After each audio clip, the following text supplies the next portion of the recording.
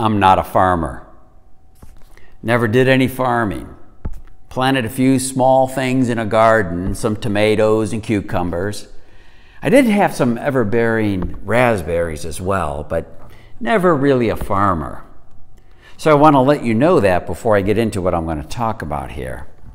But it's based on 2 Timothy chapter 2, and the Apostle Paul wrote this to Timothy.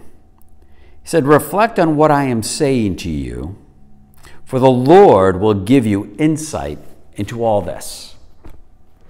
Right before he had talked about Timothy of a soldier, an athlete, and a farmer. There's lessons to learn in the spiritual realm as you think about these things. So I took him up on the idea about farmer. That's the one that drew my attention. And so I know that if I want to grow a little garden of corn, I have to turn it over, turn the ground over, smooth it out, plant the seeds, and if it is small enough to water it, to make sure those seeds are going to get enough moisture to grow, and then tend to that garden, weeding it, watching it. If it's too big of a garden, you can't really water it, right? Unless you have one of those really big irrigating systems. So you have to trust God to provide that water. But no matter if we do things absolutely perfect, we can't make corn grow. Only God can. He's the one who made the system that causes corn to grow in the right conditions. So I started thinking about that a little bit. Only God can make things grow. Yes, and the Apostle Paul did talk about this in his letter to the Corinthians. We can water, we can weed, we can pray, but only God can make it grow. One observation for me was this: I can pray really hard for this grassy yard to become a field of corn. And God could do that without me doing anything. But yet he says, I want you to turn it over. I want you to plant the seed. I want you to take care of it and weed it. Because he wants us part of the process.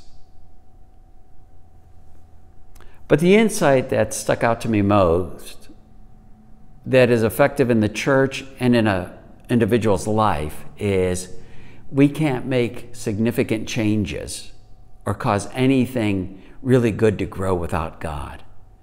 Only God can grow God things in us. Only God can grow the church. But he expects us to show up and serve, to worship, to pray. And as we tend about that business, what is our part? God's going to do his part and make great things happen. In our individual lives, if there's some habits or some other things that are going on in us that we know God wants to change, he wants us to be part of the process, but trust him to do the changing. We may have to turn over some new ground, weed out some old stuff. Seek him in his word and pray and worship and obey and serve. And all the while trusting him to make new things grow, good things from him in our lives. I've been reflecting about the farmer. Who have you been reflecting about? The athlete, the soldier, or maybe the farmer as well? And what is God teaching you about your life in him? Meet with him and see what he's going to do.